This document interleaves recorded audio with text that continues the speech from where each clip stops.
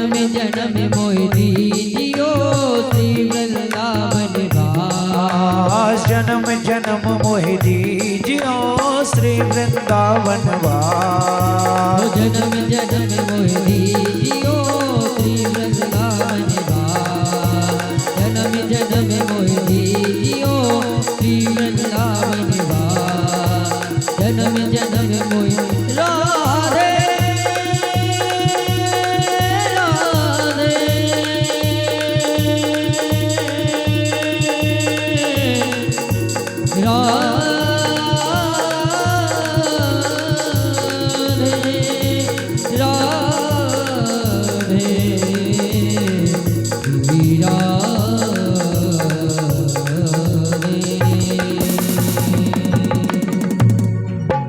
बोलिए राधा रानी सरकार की जय हो। श्री सतगुरुदेव भगवान की जय हो। श्री हनुमंतलाल जी महाराज की जय हो। गणपति भगवान की जय हो। दुर्गे मैया की जय हो। रामचंद्र भगवान की जय हो। पुराण पुरुषोत्तम भगवान की जय हो। यज्ञ नारायण भगवान की जय हो। जय जय श्री राधे श्याम। जय श्री राधे। पुनः एक बार सभी नगरवासी ग्रामवासी जहां तक इस साउंड के माध्यम से आवाज जा रही है सभी हमारी भक्तिमयी माताएं बहनें पुरुष वर्ग आज कथा विश्राम की ओर है। सभी भक्तजन अधिक से अधिक संख्या में पधार करके भागवत महाकथा के विश्राम दिवस की मंगलमय कथा को श्रवण कर अपने जीवन को कृतार्थ। इस पुराण में वर्णित आता है कि 6 दिवस तक हम किसी कारणवश भगवान की मंगलमय कथा नहीं सुन पाते और 7वें दिवस में अगर कथा सुनते हैं तो संपूर्ण भागवत कथा सुनने का फल हमें प्राप्त होता है। तो सभी भक्तजन माताओं बहनों से निवेदन कि शीघ्र अपने गृह कार्य से निवृत्त होकर के आए। ये भागवत रूपी ज्ञान रूपी भगवान के दिव्य सत्संग में विराजमान होकर के अपने हृदय को निर्मल और पवित्र बनाए। बोलिए पुराण पुरुषोत्तम भगवान की जय हो। भक्ति भक्त भगवंत गुरु चतुर नाम बपुए और जिनके पद पंकज किए नासहि विघ्न अनेक। गोविंद के चरण कमरों में ध्यान करते हुए आज हम 7वें दिवस की मंगलमय कथा में प्रवेश कर रहे हैं। कल हमने भगवान की कथा कहां तक सुनी थी? भगवान के मंगलमय विवाह। कल भगवान का विवाह प्रथम विवाह राक्षस रीति से रुक्मणी जी के साथ संपन्न हुआ। विवाह की कितनी प्रकार की रीति होती हैं? 4 प्रकार की। जो वैदिक ब्राह्मण मंत्र के द्वारा भावर पढ़वाते हैं उसे वैदिक रीति कहते हैं। लड़का और लड़की ने एक दूसरे को पसंद कर लिया, एक दूसरे को माला पहरा दी, ये गंधर्व रीति का विवाह। और राक्षस रीति का विवाह 3 नंबर का है। कन्या का मन है लेकिन कन्या के घर वालों का मन नहीं है, बर उसका हाथ पकड़ करके भगा करके ले जाए तो ये राक्षस रीति का विवाह माना जाता है। और चौथा विवाह है दैत्य रीति। ना तो कन्या तैयार ना घर वाले तैयार और जबरदस्ती आकर के छीन करके विवाह करे, वो दैत्य रीति का विवाह कहलाता है। तो ऐसी सुंदर 4 प्रकार के विवाह की रीतियां बताई। भगवान कृष्ण का प्रथम विवाह हुआ कैसे? राक्षस रीति से। परीक्षित ने पूछा, महाराज भगवान का विवाह राक्षस रीति से क्यों हुआ? कहा रुक्मणी जी का सबसे बड़ा भाई था रुक्मी, इस शिशुपाल और जरासंध का मित्र था और शिशुपाल जरासंध भगवान के शत्रु थे। इसीलिए वो भगवान द्वारकाधीश कृष्ण से अपनी बहन जी का विवाह नहीं होने दे रहा। इनके पिता भीष्मक जी ने कहा कि अपनी बहन का विवाह द्वारकाधीश कृष्ण से कर देते हैं। रुक्मी ने मना कर दिया, पिताजी बिल्कुल नहीं, उस रणछोड़ भगोड़े के साथ मैं अपने बहन जी का विवाह नहीं करूंगा। अरे मेरी कीर्ति धूमिल हो जाएगी, लोग कहेंगे जो लड़ते लड़ते रणभूमि से भाग गया उससे तुमने अपनी बहन का विवाह कर दिया। इसीलिए कहा हम इनका विवाह नहीं करेंगे।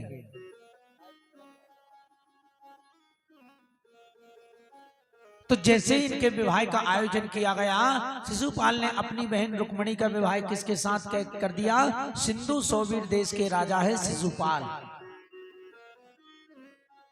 रुक्मी गया, जल्दी जल्दी में बात पक्की कराया और पिताजी से कहने लगा, पिताजी 2 दिन बाद बारात आने वाली है, आप बारात की तैयारी करो। अब जैसे ही बारात आई, रुक्मिणी जी ने पत्र लिखा, पत्र ब्राह्मण लेकर के गए, भगवान बैठ करके आए, मंदिर में खड़े हुए हैं। उधर रुक्मी ने पिताजी से कहा, पिताजी उस दिन मैं जल्दी जल्दी बात करके आ गया था, लेकिन सगाई मगाई मैंने कुछ नहीं की थी, आप सगाई की सामान ही लेकर के जाइए और सगाई चढ़ाइए। भीष्मक जी महाराज सगाई का सामान लेकर के जा रहे थे, रास्ते में किसी ने कहा, महाराज हमारे मंदिर के बाहर द्वारकाधीश कृष्ण खड़े। जैसे ही पता चला, भीष्मक जी ने कहा, चलो भैया सगाई बाद में चढ़ाएंगे, पहले द्वारकाधीश कृष्ण की सेवा करेंगे। जैसे ही भीष्मक जी ने जाकर प्रणाम किया कि तुरंत सेवकों ने समझा कि यही दूल्हा सरकार है, तो सबने जो सगाई का सामान था वो गोपाल के चरणों में चढ़ाया। अब देखिए, सगाई चढ़नी थी शिशुपाल की और चढ़ गई गोपाल की। भगवान ने कहा, महाराज ये सब करने की क्या आवश्यकता थी? भीष्मक जी ने कहा, गलती तो हो गई, हाथ जोड़ के कहा, सरकार ये थोड़ी सी सेवा है आपके लिए। रथ में बिठार के लाए, नगर में घुमाया, नगर में जिसने देखा सभी ने कहा, हमारी बिटिया के तो भाग खुल गए, कितना सुंदर दूल्हा मिला है, बर मिला। भीष्मक जी ने सेवक को बुलाया, बोले इधर आओ, इनको सबको समझाओ, ये दूल्हा सरकार नहीं है, ये तो द्वारकाधीश कृष्ण है। दूल्हा सरकार तो जनवासे में सो रहे हैं, अभी तक उनका आता पता नहीं। सेवक ने समझाया, कई स्त्रियां तो दुखी हो गईं, हाथ जोड़ के बोली, प्रभु जीवन में जितने सत्कर्म किए, पुण्य किए, उन सब का एक ही फल चाहती हूँ कि ये वर हमारी बिटिया रुक्मिणी को मिल जाए। भगवान ने हाथ जोड़ के सोचने लगे कि रुक्मिणी जी मंदिर में इंतजार कर रहे होंगी और हम यहाँ भटक रहे हैं। हाथ जोड़ के कहा, महाराज हम चलते हैं। भीष्मक जी भी सोचने लगे कि मेरा बड़ा पुत्र बड़ा नालायक है, कब इन्हें गालियां देने लगे। उन्होंने भी कहा, सरकार अगर बिटिया की शादी में रुकते तो बहुत अच्छा होता। भगवान ने कहा, देखो अगर समय पे घर नहीं पहुंचेंगे तो हमारे बड़े भैया हमारी बहुत चिंता करते हैं। उन्होंने कहा, ठीक है, राम राम करके वापस चले गए। रुक्मिणी जी 16 श्रृंगार करके मंदिर में जाती हैं और मंदिर में जाकर के बड़ा सुंदर सा मैया का पूजन करती हैं और मैया से कहती, मैया मैंने बहुत गणपति भगवान के व्रत किए, गणेश चतुर्थी के 16 सोमवार बहुत किए, भोलेनाथ हे दुर्गे मैया बहुत बार नवरात्रि का पूजन किया है। अब सब व्रतों का एक ही फल चाहती हूँ कि भगवान द्वारकाधीश कृष्ण मुझे पति स्वरूप में प्राप्त हो। मैया से हाथ जोड़कर प्रार्थना की, मन जाहि राजहु मिलहु सोबर, सहज सुंदर सावरो, करुणा निधान सुजान शील सहत। ये मन मेरा जैसा जान रहा है मैया, तुम मुझे वैसा ही वर प्राप्त करना। मन जाहि राजों, मेरे मन ने जिसको पसंद किया है, मन जाहि राजों मिलऊं सोवर, सहज, कितना सरल होना चाहिए, सहज सुंदर सावरो। सावरे भगवान सावला स्वरूप है ना भगवान का। तुम रुक्मिणी जी कहते हैं कि सहज हो, सुंदर हो और सावला हो, सहज। लेकिन आज से पहले कभी रुक्मिणी जी ने भगवान कृष्ण के दर्शन नहीं किए, केवल प्रशंसा सुनी है कि भगवान दिखने में कैसे हैं। तो आज मैया के सामने, कुलदेवी के सामने हाथ जोड़कर यही कह रहे हैं, मन जाहि राजों मिलऊ सोवर, सहज सुंदर सावरो, करुणा निधान सुजान शील सहत जानत सावरो। मुझे उस सावरे सलोने को मेरे पति स्वरूप में प्राप्त करा दीजिए। जैसे ही कहा कि तुरंत मैया के गले से एक माला खिसक के नीचे गिर जाती है, जैसे आज मैया की मनोकामना पूर्ण होने वाली। तुरंत मैया बाहर निकल के देखती है कि चारों तरफ सैनिकों ने मंदिर को घेर लिया। रुक्मिणी जी सोचने लगी, मैंने पत्र में लिखा था मैं ये मंदिर में कोई नहीं होगा, लेकिन चारों तरफ सैनिक आ गए। जैसे ही शिशुपाल को पता चला कि हमारी बारात में द्वारकाधीश कृष्ण आए, तब तो जरासंध कहने लगा, मित्र वो आया है तो कुछ ना कुछ गड़बड़ होगी। सैनिकों कहने लगे, महाराज हम विवाह के रसगुल्ला खाने, पूड़ी पकौड़ी खाने नहीं आए। सबने तलवार निकाली, मंदिर को घेर कर खड़े हो गए। चारों तरफ से और जैसे ही रुक्मणी जी आगे बढ़ी, देखा भगवान ने दूर से हाथ हिलाया, रुक्मणी जी ने प्रभु को देखा, मुस्कुराई, आगे बढ़ी, भगवान ने हाथ को पकड़ा, रथ में बिठाया और ले गए। सभी लोग तो भगवान की महिमा और सौंदर्य का वखान करने लगे। कहते हैं कितनी सुंदर जोड़ी है, कितने अद्भुत इनके वस्त्र हैं, कितना सुंदर रथ है और घोड़े कितने अच्छे दौड़ रहे हैं। जब भाग गए तो तब इन्होंने कहा कि भैया हम किस लिए खड़े, कैसे आए। एक ने कहा तो रुक्मणी जी की सुरक्षा करने के लिए पधारे हैं, रुक्मणी जी की। एक ने कहा तो कहां है रुक्मणी जी। सखियां मुस्कुराई, हंस के कहने लगी तुम सब भांग पी के आए होगा। अरे अब ये तुम्हारे सामने रुक्मणी जी रथ में बैठ के चली गई और तुम देखते रहे। अब तो सब चिल्लाने लगे, अरे रण छोड़, भगोड़े कहां भागता है। अरे हमें डर लगता है तो तेरे बड़े भाई से लगता है, आज हम तुझे नहीं छोड़ेंगे। अकेला फंस गया है, आज हम तुझे मारे बगैर नहीं छोड़ेंगे। जब इतनी गालियां दी, भगवान ने अपने रथ को मोड़ लिया और जैसे ही रथ को मोड़ा, पीछे से आवाज आई, बोलिए द्वारकाधीश भगवान की जय हो। भगवान सोचने लगे भैया हमारी जयकारा किसने लगाई। पीछे मुड़ करके देखा तो दाऊ जी महाराज नारायणी सेना के साथ चले आ रहे हैं। बोले दाऊ जी भगवान की जय हो। तुरंत भगवान ने प्रणाम किया, बड़े भैया प्रणाम। भगवान ने कहा आशीर्वाद बहू रानी के साथ घर में देंगे, तू घर चल, इन्हें ठिकाने लगा के हम आते हैं। सबरे सैनिक घबरा गए, भैया एन मौका पे जो हलमूसल वालों कहां से आ गए। सबसे ज्यादा डर लगता है तो इस हलमूसर वाले का लगता है। भगवान ने सभी मार को सब भाग जाते हैं और रुक्मी का भाई रुक्मी प्रतिज्ञा करता है कि जब तक मैं अपनी बहन को लेकर के नहीं आऊंगा तब तक इस कुंडनपुर में प्रवेश नहीं करूंगा। रथ लेकर भगवान के पास चलता है और पीछे से आवाज लगाता है, रण छोड़, भगोड़े कहां भागता है। अनेक गालियां दी। भगवान से कहता है अगर तुझमें क्षत्रिय तत्व का बल है तो मुझसे युद्ध कर। भगवान ने इतना कहा, भगवान ने तुरंत अपने रथ को मोड़ लिया, चमचमाती तलवार निकाली। रुक्मणी जी ने चरण पकड़ लिए भगवान के, कहा प्रभु ये क्या कर रहे हैं, मेरे भाई हैं, ऐसी विवाह की बेला पर आप मेरे भाई का वध करेंगे। जब भी मैं अपने मायके जाऊंगी, अपने भाभियों का वैदम्भ देखूंगी तो मुझे कितना दुख होगा। भगवान मुस्कुराए, रुक्मणी से कहने लगे रुक्मणी तुम्हारा कुछ है तो अब हमारा भी तो कुछ है। अरे तुम्हारा भाई है तो हमारा भी तो साला लगता है। थोड़ा इसे अभिमान हो गया है, थोड़ा इसका अभिमान तोड़ते हैं। भगवान ने चमचमाती तलवार लेकर के जाकर के रुक्मी के सिर का मुंडन कर दिया। पीछे से दाऊ जी आए, दाऊ जी ने भगवान को डांटा, कहा कन्हैया रिश्तेदारी देर नहीं भई हुई और तुमने साले का सिर मुड़ दिया। भगवान ने कहा नाईगिरी का काम कब से सीख लिया तुमने। अरे ऐसे रिश्तेदारों के अगर सिर मुड़ते रहोगे तो कोई तुमसे रिश्तेदारी बनाएगा। बाद में रुक्मी को भी डांटा, भैया तुझे भी गालियां नहीं देना चाहिए। देखो क्षत्रियों के विवाह होते थोड़ी थोड़ी बात पे लड़ाइयां हो जाती हैं, लट टूट जाते हैं। इसीलिए कहा कि भैया तो को भी गालियां नहीं देना चाहिए। बाद में रुक्मणी जी को भी समझाया कि तुम्हारे भाई ने मेरे भाई को गालियां दी इसलिए इन्होंने ऐसा कर दिया। सुखदेव बाबा कहते हैं परीक्षित ये बड़ों का अभिनय है, जब विवाह शादी में जाएं तो बड़ों को इसी प्रकार पक्ष को संभालना चाहिए। अगर दाऊ जी महाराज सीधे रुक्मी को डांटते तो रुक्मी बात सुनता नहीं सुनता। सबसे पहले भगवान ने अपने पक्ष को डांटा, कृष्ण भगवान को डांटा कि गलत, तुम्हें ऐसा नहीं करना चाहिए। और बाद में रुक्मी से कहा तो रुक्मी ने भी हाथ जोड़कर भगवान की बात सुनी। तो ये बड़ों का अभिनय होता है, पहले अपने पक्ष को डांटोगे तभी सामने वाला पक्ष आपकी सहानुभूति दिखाएगा, आपकी बात को सुनेगा। और सीधा आप उनके ऊपर बरस पड़ोगे तो फिर वो आपकी बात सुनने वाले नहीं। तो दाऊ जी ने यही किया। जैसे ही घर में पधारे, घर घर में मंडप डंडे लगे। सारी द्वारका नगरी में ऐसा हो रहा है जैसे घर घर विवाह उत्सव चल रहे हैं।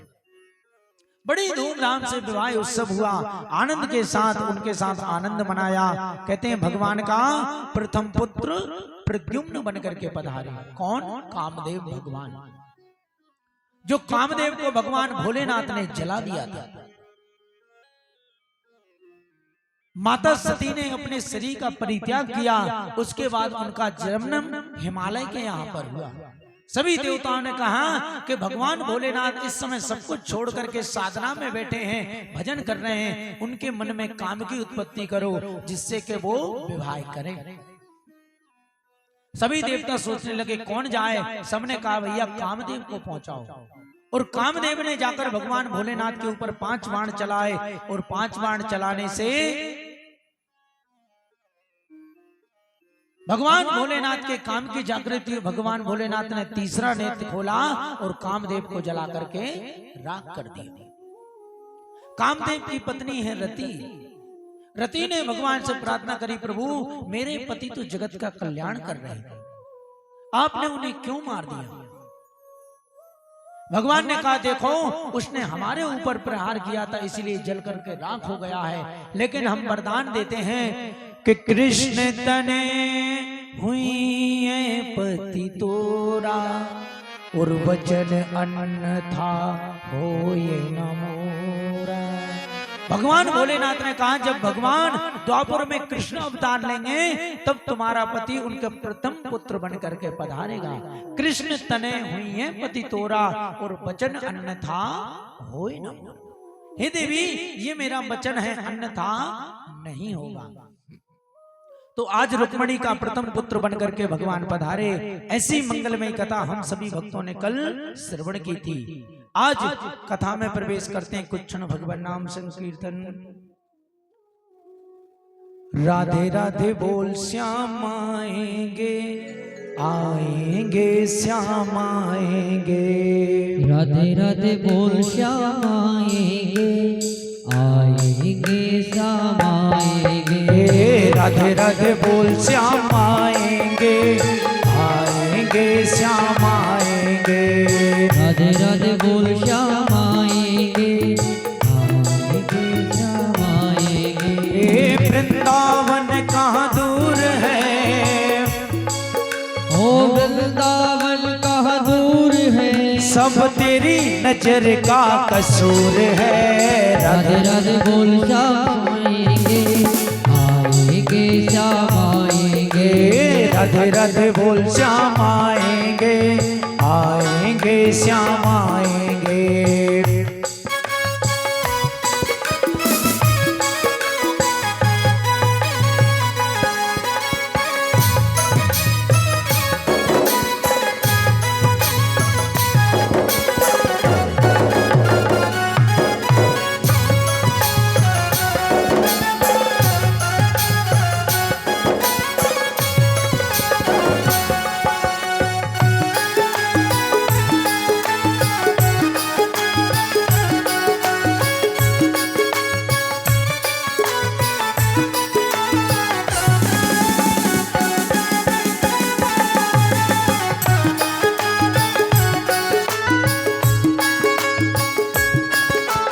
निकलेगा मेरी भक्ति का परिणाम, मेरे घर भी आएंगे भगवान, मेरे घर भी आएंगे भगवान। निकलेगा मेरी भक्ति का परिणाम, मेरे घर भी आएंगे भगवान। निकलेगा मेरी भक्ति का परिणाम, मेरे घर भी आएंगे भगवान। बस याद कर फरियाद कर, याद कर फरियाद कर। बस याद कर फरियाद कर, ओ याद कर फरियाद कर। ना यूं जीवन बर्बाद कर, ना यूं जीवन बर्बाद कर। बीते दिन लौट न आएंगे। राधे राधे बोल श्याम आएंगे, जय हो। आएंगे श्याम आएंगे। राधे राधे बोल श्याम आएंगे, आएंगे श्याम आएंगे।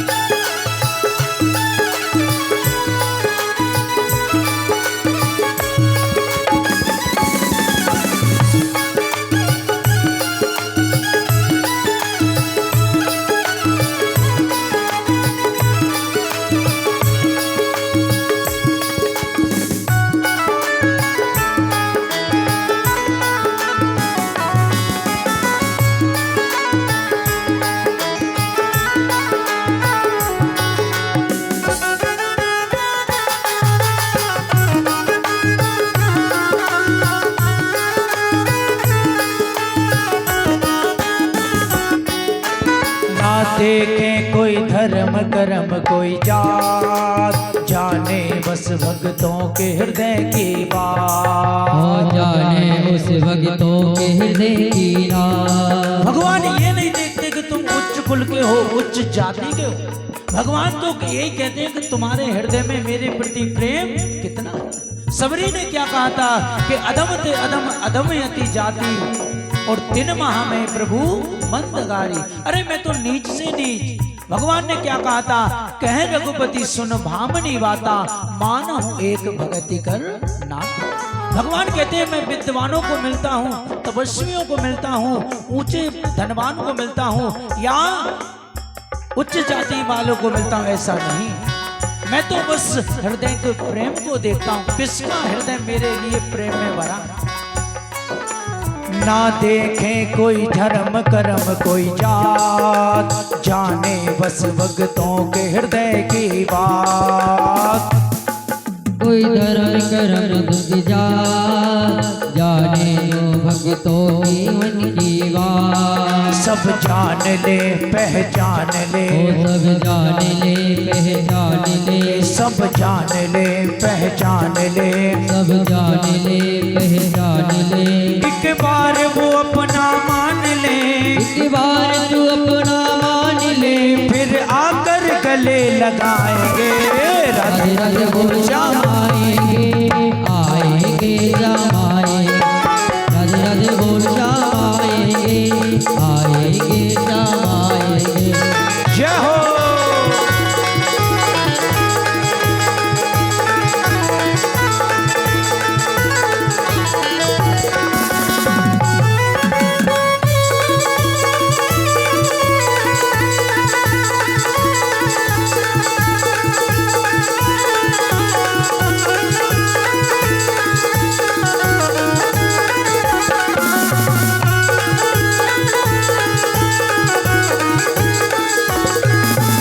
लाखों में किसी एक की सुनते हैं, अंदर की आवाज को सुनते हैं।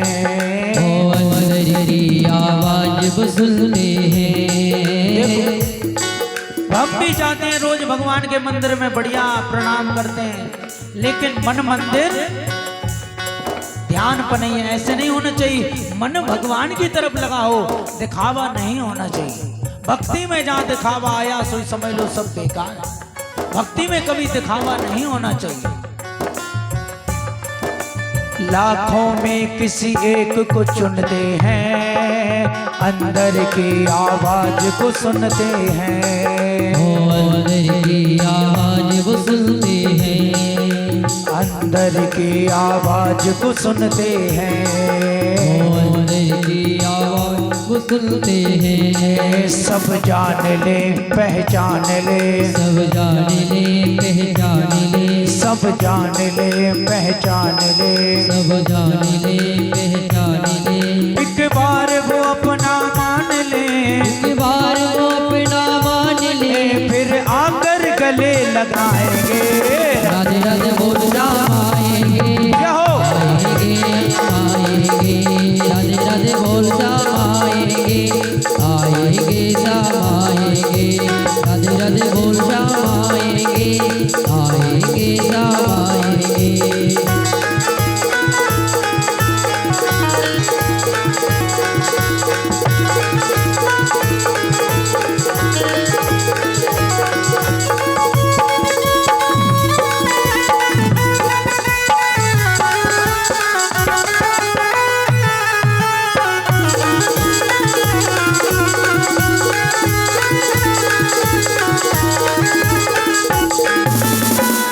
के आंसू जिनके बहते हैं, उनके तो हरि अंग संग रहते हैं। उनके तो हरदम संग रहते हैं। जो रात दिन भगवान के भजन में अश्रु बहाते हैं, जहाँ भगवान की कथा होती है सब कुछ भूल करके भगवान के चरणों में खो जाते हैं। प्रभु कहते हैं उन भक्तों के लिए तो मैं पीछे पड़ता हूँ।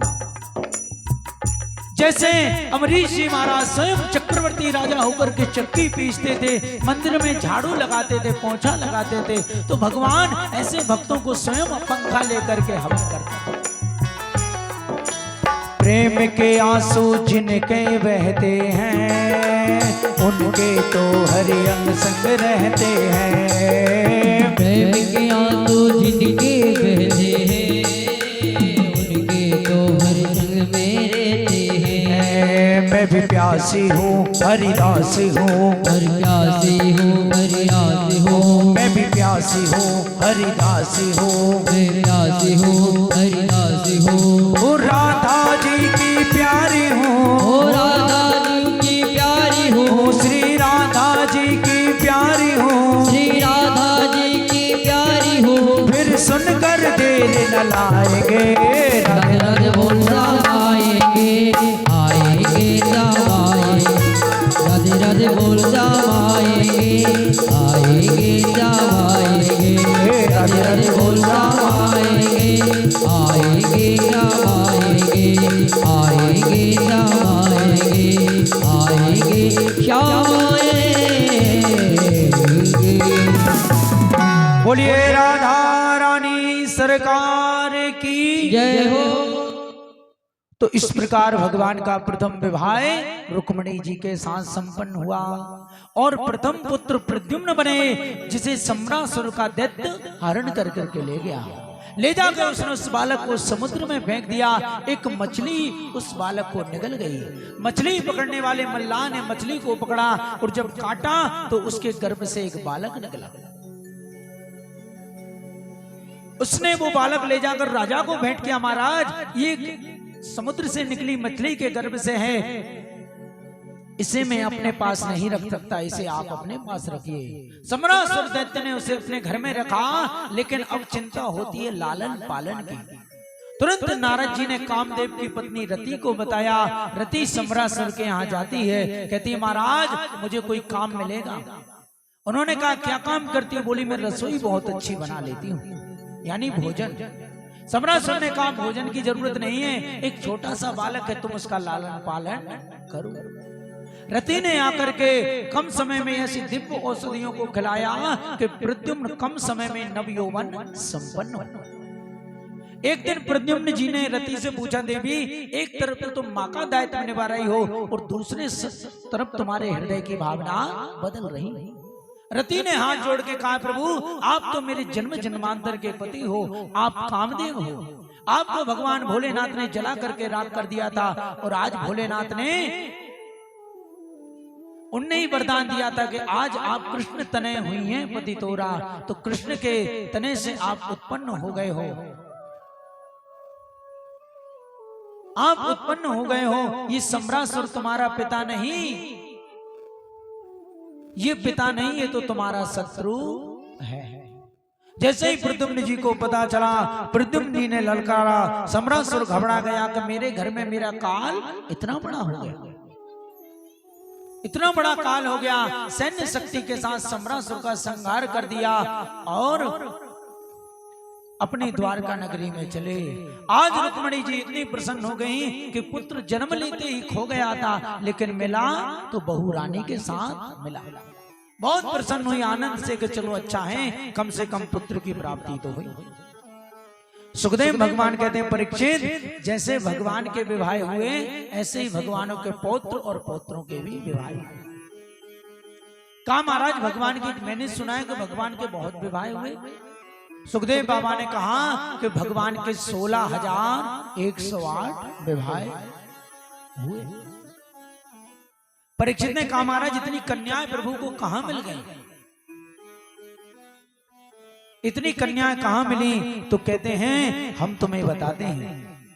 एक सत्यजित नाम का राजा था, उसके पास एक स्मंतक मणि थी, जो मणि प्रतिदिन भगवान का पूजन करते ही 8 भार सोना प्रदान करती थी। भगवान के सेवकों ने कहा कि भैया ये मणि द्वारकाधीश कृष्ण को प्रदान करो, लेकिन सत्यजित ने देने से मना कर दिया कि ये मणि हमने तपस्या से प्रदान की है, हम नहीं देंगे। उसका छोटा भाई था प्रसेन, उसने कहा भैया 24 घंटे इस मणि को तुम गले में लटका के घूमते हो, ये मणि मुझे प्रदान करो, मैं भी आज अपने गले में पहनूंगा।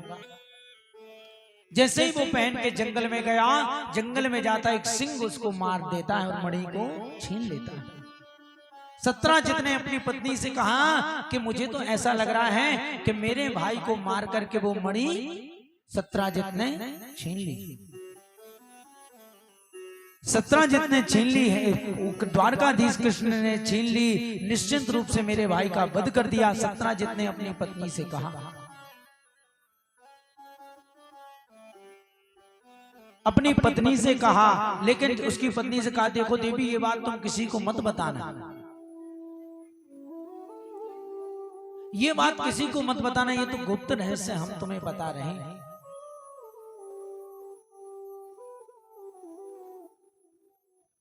ये बच्चों को हटा दो, थोड़ा बाहर जाओ, बाहर खेलना। देखो कथा सुनना है तो बैठो, खेलना है तो बगिया पड़ी है मंदिर से बाहर बहुत जगह, न तुम सुन रहे न 4 लोगों को सुनने दे रहे। कथा में ध्यान देखो, तुम जितने अच्छे से सुनोगे उतने अच्छे से हम सुनाएंगे, और नहीं सुनोगे तो हम भी अपना समय निकाल के बस भजन को आगे पूरी कर लेंगे। देखो जब जिसमें श्रद्धा होगी तभी सुनाई जाएगी, इसलिए पगस में बच्चे अगर बात करें तो सुन जाएगी। तो सत्राजित ने कहा कि मुझे ऐसा लग रहा है कि मेरे भाई को मार करके वो मणि छीन ली, लेकिन उसने कहा देवी लेकिन ये बात पक्की नहीं है, तुम किसी को बताना मत। उसने कहा महाराज मैं किसी को नहीं बताऊंगी, लेकिन जैसे ही सुबह हुआ पड़ोसन उसके पास आई, उसने वो सारी बात पड़ोसन को बता दी। पड़ोसन से कह दिया बहन तू किसी को मत बताना।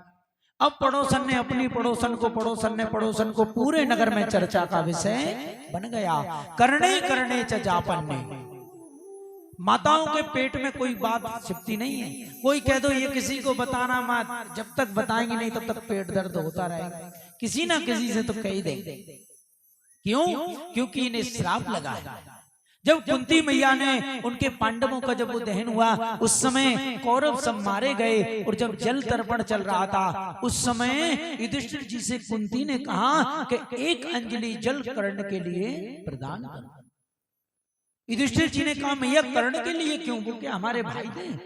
कुंती ने कहा हाँ वो मेरा पुत्र था। कर्ण को बहुत क्रोध आया, उन्होंने कहा मैं स्त्री जाति को श्राप देता हूँ, गुप्त से गुप्त रहस्य वो अपने पेट में नहीं छिपा पाएंगी, गुप्त बात को जरूर प्रकट करेंगी, इसीलिए माताओं को श्राप है गुप्त से गुप्त बात वो अपने पेट में नहीं रख पाती। इसीलिए सत्राजित की पत्नी ने पड़ोसन सारे नगर में चर्चा का विषय बन गए।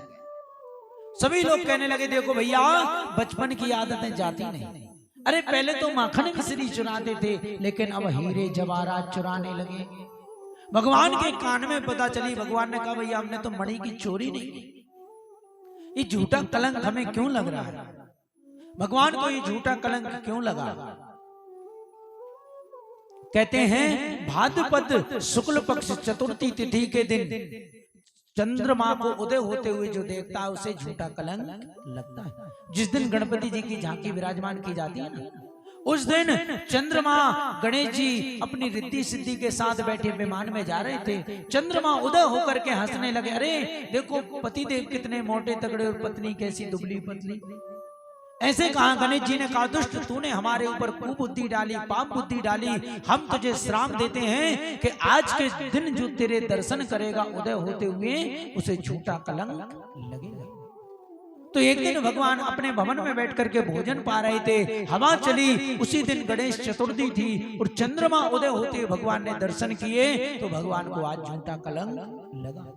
कहते जो जो दर्शन कर लेते हैं, मणि चोरी प्रसंग की कथा को अगर सुनते हैं तो वो कलंक मिट जाता है। तो आज भगवान ने कहा कि चलो भैया जाकर के पता लगाएं। भगवान आगे बढ़ते बढ़ते जंगल में गए, और जंगल में गए देखा तो प्रसेन मरा पड़ा है, सत्राजित का भाई। थोड़े आगे शेर के पैरों के निशानों को देखते हुए गए तो सिंह भी मरा पड़ा है। सिंह के पैरों से आगे गए तो एक भालू के पैर दिखे, और भालू के पैर से भगवान सीधे भालू की गुफा में पहुंच गए। और भगवान ने जाकर के देखा भालू की पुत्री उस मणि से खेल रही है।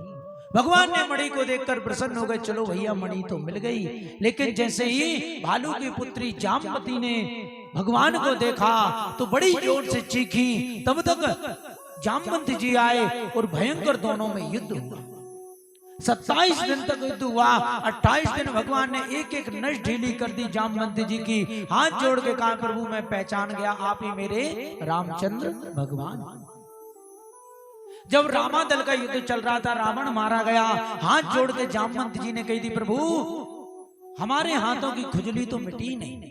अरे हमसे लड़ने वाला तो एक ही था रावण, उसे आपने मार दिया, तो क्यों ना एक एक हाथ हमारा और आपका हो जाए। राम जी ने कहा देखो इस समय हम मर्यादा में हैं, लेकिन तुम्हारे मन में ये मनोरथ है, इसे हम जरूर अवश्य पूरा करेंगे। तो आज द्वापर में भगवान ने कृष्ण अवतार लेकर जामवंत जी के उस मनोरथ को पूरा किया। सारी मणि चोरी प्रसंग की कथा सुनाई। अंत में जामवंत जी ने हाथ जोड़ के कहा सरकार मैं आपको मणि नहीं दे सकता। भगवान ने कहा देखो भैया मणि लिए बिगर तो अपने राम जाएंगे नहीं। उनने कहा मणि तो ठीक है, लेकिन मणि तो मैंने अपनी पुत्री को दे दी, और पुत्री के धन को कोई पिता नहीं लेता। एक उपाय है सरकार, आप मेरी पुत्री जामवती से विवाह करो और दहेज में मणि ले जाओ। भगवान ने कहा जैसा करना है करो। भगवान का जंगल में मंगल हुआ। द्वितीय विवाह जामवती जी के साथ संपन्न हुआ। भगवान मणि और दुल्हन दोनों को लेकर के आए। सत्राजित को बुलाकर कहा भैया ये तेरी मणि, तेरा भाई, तेरे भाई ने सिंह को मारा, सिंह से मारकर रीछ ले गया, और रीछ की पुत्री से विवाह करके प्रमाण सहित ये मणि लेकर के आए ले रहे। सारी भोली वाली प्रजा कल को कह रही थी कि बचपन की आदतें जाती नहीं, अब कहने लगी कि भैया हम तो पहले ही कह रहे थे कि द्वारकाधीश कृष्ण चोरी कर ही नहीं सकते। ये दुष्ट सत्राजित राजा ने उनको झूठा कलंक लगाया। अरे ये तो दुष्ट है, पापी है। सत्राजित भगवान के पास गया, चरणों में गिर के कहा प्रभु मेरे अपराध क्षमा करो। भगवान ने कहा क्या हुआ? बोले सरकार आजकल प्रजा हमें बहुत गालियां दे रही है। भगवान ने कहा भैया तुमने भी हमें बहुत गालियां खिलाई हैं, थोड़ी बहुत तुम भी खाओ। उसने कहा नहीं सरकार कुछ तो करो, एक कार्य कर लो, आप मुझसे ये मणि ले लो। भगवान ने कहा मणि नहीं लेंगे। नहीं, कल को प्रजा कहने लगेगी कि द्वारकाधीश बहुत होशियार है, आखिरकार मणि ले ली। सत्राजित ने कहा महाराज एक उपाय है, आप मेरी पुत्री सत्यभामा से विवाह कर लीजिए और दहेज में मणि ले लीजिए। भगवान ने कहा विवाह तो कर लेंगे पर मणि नहीं लेंगे। मणि तुम अपने घर रखना, और जो 8 भार सोना यानी 25 किलो सोना जो प्रतिदिन मणि देती है वो हमारे घर भेजते रहना। सत्राजित ने स्वीकार किया। इस प्रकार भगवान का तीसरा विवाह सत्यभामा के साथ संपन्न हुआ। एक बार भगवान अपने प्रिय पांडवों से मिलने के लिए इंद्रप्रस्थ दिल्ली पहुंचे। दिल्ली का प्राचीन नाम है इंद्रप्रस्थ। एक दिन अर्जुन से कहा चलो अर्जुन यमुना के किनारे थोड़ा भ्रमण करके आते हैं। रथ पर बैठ करके जाते हैं, देखा कि यमुना मैया के किनारे एक स्त्री बैठ करके तपस्या कर रही है, भजन कर रही है। उन्होंने कहा देवी किसका भजन कर रही हो? अर्जुन से कहा अर्जुन जाओ पता लगा करके आओ किसकी साधना कर रही है। अर्जुन ने जाकर के पूछा। उन्होंने कहा महाराज मैं द्वारकाधीश कृष्ण को पति स्वरूप में पाने के लिए तप कर रही हूँ। कौन है? अहिम देवस्य सविता दुहिता परिमीक्षति विष्णु वरेण्य वरदम तपे परमेन योतपः। मैं महाराज भगवान सूर्य की पुत्री सविता यानी कालिंदी मेरा नाम है। यमुना जी का क्या नाम है? कालिंदी। यमुना काली काली है, इसीलिए यमुना जी का एक नाम है कालिंदी। उन्होंने कहा कि मैं कालिंदी हूँ, भगवान सूर्य की पुत्री हूँ, इसीलिए मैं आज यहाँ भगवान कृष्ण को पति स्वरूप में पाने के लिए तप कर रही हूँ। अर्जुन ने आकर भगवान से कहा सरकार आपकी बृहस्पति बहुत जोरदार चल रही, चारों तरफ आपके विवाह हो रहे हैं, ये कन्या आपको पति स्वरूप में पाने के लिए तप कर रही है। भगवान ने कहा चलो भैया जल्दी परिचय कराओ। तो अर्जुन ने यहाँ पर पाणी ग्रहण संस्कार कराया। चौथा विवाह भगवान का कालिंदी के साथ संपन्न। उज्जैन देश के 2 राजा थे, मित्र अरविंद मित्र और अरविंद। इनकी बहन थी मित्रविंदा, जो भगवान कृष्ण को पति स्वरूप में पाने के लिए मन ही मन तपस्या कर रही थी। लेकिन इनके दोनों भाई मित्र अरविंद राजनीतिक लाभ लेने के लिए अपनी बहन का विवाह दुर्योधन से करना चाहता। लेकिन जैसे ही स्वयंवर रखा गया, भगवान पहुंचे, मित्रविंदा ने सभी को छोड़ करके तुरंत हाथ में माला ली और द्वारकाधीश कृष्ण के गले में डाली। भगवान हाथ पकड़ करके ले आए। ये भगवान का 5वां विवाह मित्रविंदा के साथ संपन्न हो। एक महाराज थे कौशल नरेश नग्नजित, जिनकी बेटी थी सत्या देवी। इन्होंने प्रतिज्ञा करी कि 7 बैलों को एक रस्सी में एक साथ जो नाद देगा, उनसे मैं अपनी पुत्री का विवाह कर दूंगा। सभी राजाओं ने प्रयत्न किया, किसी के हाथ टूटे, किसी के पैर टूटे। भगवान ने 7 रूप बना करके 7 बैलों को एक साथ 7 नाल से नाद दिया। अन्य राजाओं ने विरोध किया तो अर्जुन ने सभी मार करके भगा दिया। इस 6ठा विवाह भगवान का सत्या देवी के साथ संपन्न हुआ। एक मद्रास देश के राजा थे, जिनकी पुत्री थी लक्ष्मणा। घूमती हुई मछली का भगवान ने आंख का भेदन करके लक्ष्मणा के साथ विवाह भगवान का संपन्न हुआ। और एक भगवान की बहन थी, कौन? इनकी बहन भगवान की एक बुआ जी थी, उनकी एक पुत्री थी जिनका नाम था भद्रा। ये भगवान से वात्सल्य प्रेम बनाना चाहती थी, इसीलिए इन्होंने अपनी पुत्री भद्रा का विवाह भगवान द्वारकाधीश कृष्ण के साथ संपन्न किया। इस प्रकार भगवान के 8 विवाह संपन्न हुए। पहला विवाह किसके साथ? रुक्मणी के साथ। दूसरा विवाह जामवती के साथ। तृतीय विवाह सत्यभामा। चौथा कालिंदी के साथ। 5वां सत्या देवी के साथ। 6ठा भद्रा के साथ। और 7वां भूल गए मित्रविंदा के साथ। 8वां विवाह भद्रा के साथ। इस प्रकार भगवान ने एक एक करके सभी 8 भगवान की पटरानियां हुई। एक नरकासुर जो भूमि से उत्पन्न होने वाला दैत्य था, उसका नाम था भौमासुर। ये भूमि से उत्पन्न था। इसकी प्रतिज्ञा थी कि जब 20,000 कन्या हो जाएंगी तब मैं उनके साथ विवाह करूंगा। जिस राज पर आक्रमण करता था, उस राज की तमाम कन्याओं को लाकर जेल में बंद कर देता था। भगवान के पास पत्र आया, भगवान अपनी पत्नी सत्यभामा को लेकर के चले जा रहे हैं। और जैसे इसके नगर के बाहर पहुंचे, एक मुर नाम का दैत्य था जिसके 5 सिर से। भगवान ने अपने दिव्य सुदर्शन चक्र से उस मुर का दैत्य किया। भगवान का एक नाम और पड़ा, बोलिए मुरारी भगवान की। भगवान ने जाकर के भौमासुर का सैन्य शक्ति से संहार कर दिया। भूदेवी ने आकर भगवान की प्रार्थना की, प्रभु कितने दुष्टों का आपने उद्धार किया।